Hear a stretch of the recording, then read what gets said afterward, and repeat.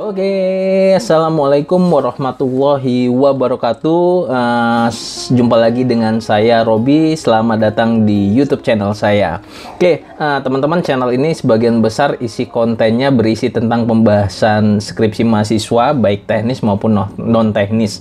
Jadi kalau kamu misalnya mau skripsi atau mahasiswa, yuk di subscribe channel ini.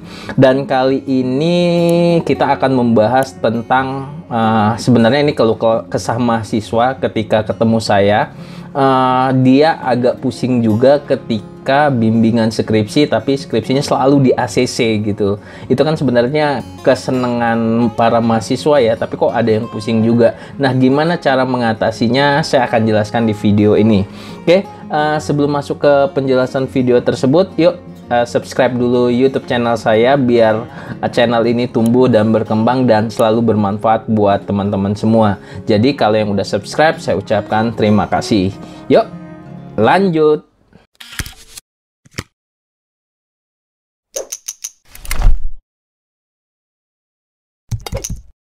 Oke, seperti saya jelaskan di awal, teman-teman, materi ini merupakan hasil ngobrol saya dengan mahasiswa saya mengenai tugas akhir tentunya. Jadi beberapa mahasiswa berkeluh kesah dengan saya gitu.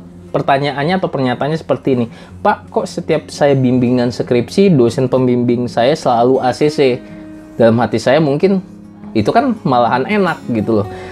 Dan tidak pernah ada revisi serta inputan atau masukan apapun di skripsinya. Nah, mungkin itu yang membuat mereka pusing dan bertanya kepada saya.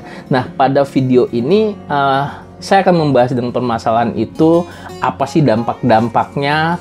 Nanti kita jelaskan secara detail. Tapi sebelum membahas itu, teman-teman harus pahami dulu tipe-tipe dosen pembimbing skripsi. Di video sebelumnya di YouTube channel ini saya sudah ngebahas sih tipe-tipe dosen pembimbing yang bakal kamu hadapi. Nah, kalau misalnya kamu mau menonton tipe-tipe apa saja sih dosen pembimbing skripsi, kamu bisa nanti klik link di atas ini ya. Nah, link di sini untuk mengetahui tipe-tipe dosen pembimbing yang udah pernah saya bahas.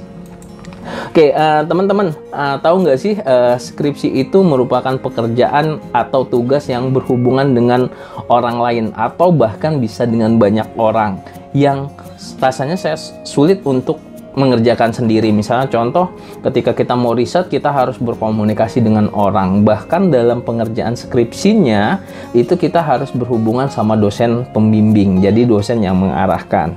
Nah, dosen pembimbing ini harus bersinergi dan biasanya memberi masukan, memberi inputan kepada skripsi kamu.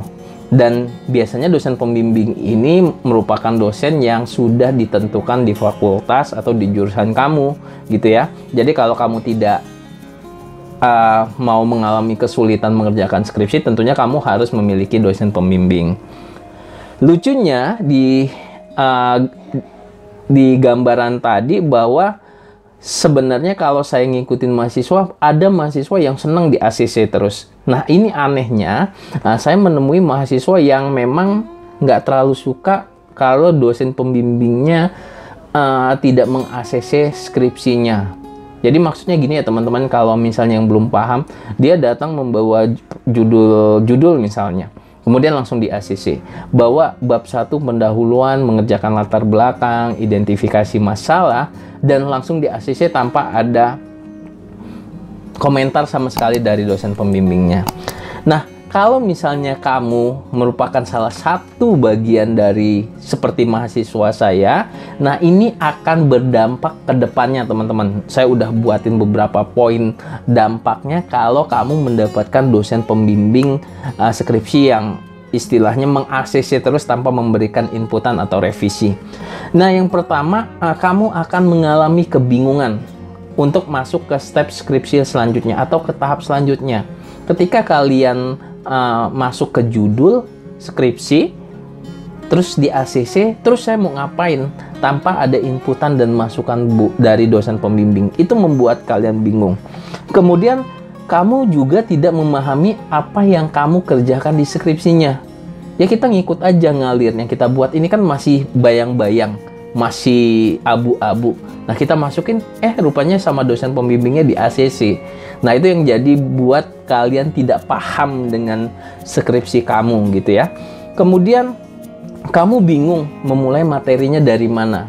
Kadang kita baca-baca referensinya sama dengan skripsi yang lain. Kemudian, materinya kita masukin. Ketika bimbingan sama dosen pembimbing ya udah ACC aja. Nah, kita bingung padahal kita cuman copy paste punya orang lain dan di ACC gitu ya. Nah, kemudian kamu tidak menguasai apa yang kamu kerjakan di skripsi. Itu poinnya. Pasti ketika kamu tidak mendapatkan arahan dari dosen pembimbing, tentunya kamu akan tidak paham dengan skripsi kamu ini apa sih, isinya apa, penjelasannya apa, kemudian pembahasan kesimpulannya apa. Ya udah, jalan aja terus. Kemudian kamu tidak mengerti bagaimana cara mengerjakan skripsi yang baik dan benar. Nah, itu parahnya. Skripsi yang baik itu seperti apa sih? Kamu pasti bertanya-tanya, bahkan kalaupun nanti sampai lulus gitu. Skripsi yang baik, yang benar itu seperti apa? Dan puncaknya, poin yang ke-6 nih teman-teman, yang puncaknya yang ditakutin sama mahasiswa adalah ketika kamu melaksanakan sidang skripsi. Ya, tentunya banyak tembakan-tembakan pertanyaan penguji, tetapi sebelumnya proses bimbingan kamu tidak berjalan dengan baik, maka kamu akan diserang habis-habisan. Bahkan mahasiswa bilang itu dibantai gitu ya, bahkan dibilang dibombardir. Nah, itu yang berbahaya ketika kita tidak mendapat arahan dari dosen pembimbing sendiri gitu ya. Nah, kemudian kalau saya sudah kasih dampaknya, tentunya saya juga kasih lalu apa yang harus kita lakukan gitu ya. Apa yang harus kita lakukan ketika mendapat dosen pembimbing yang super amat cuek sekali. Nah, yang pertama, kalian berkomunikasi. Coba cari dosen pembimbing lain yang mau kamu ajak berdiskusi dengan kamu, walaupun kamu bukan mahasiswa bimbingannya gitu ya. Jadi kamu cari di kampus kamu, di jurusan yang sama, kira-kira bapak ini atau ibu ini mau berdiskusi dengan saya walaupun saya bukan mahasiswa bimbingannya. Pasti ada di setiap fakultas atau di setiap jurusan, itu pasti ada. Yang penting tidak overload dan tidak terlalu mengganggu aktivitas beliau. Itu yang pertama. Jadi kalian cari dosen untuk ngobrol soal riset kamu. Kemudian coba cari informasi kakak tingkat yang membahas skripsi yang sama dengan topik kamu. Dan jangan sungkan untuk bertanya atau berkomunikasi via media apapun. Jadi kalau misalnya skripsi kamu ngebahas tentang suatu permasalahan A gitu ya, kamu coba cari referensinya dari perpustakaan atau dari data-data kakak tingkat. Yang ngambil ini siapa? Kemudian cari nomor teleponnya atau datang ke rumahnya untuk mendapatkan arahan. Ya, memang kita harus berjuang untuk mengerjakan skripsi teman-teman. Kita harus datang ke rumahnya, nggak mungkin kakak tingkatnya yang kita suruh datang ke kita gitu ya. Yang ketiga, cari informasi sebanyak-banyaknya dari media internet.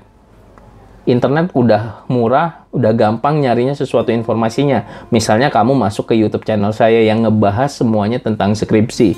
Nah, mungkin kamu dapat gambaran. Bahkan saya menyediakan kolom komentar, kemudian menyediakan Instagram saya untuk berdiskusi tentang skripsi. Jadi ada banyak orang yang berdiskusi dengan saya itu mengenai skripsinya. Walaupun masih via media chatting ataupun DM di Instagram gitu ya.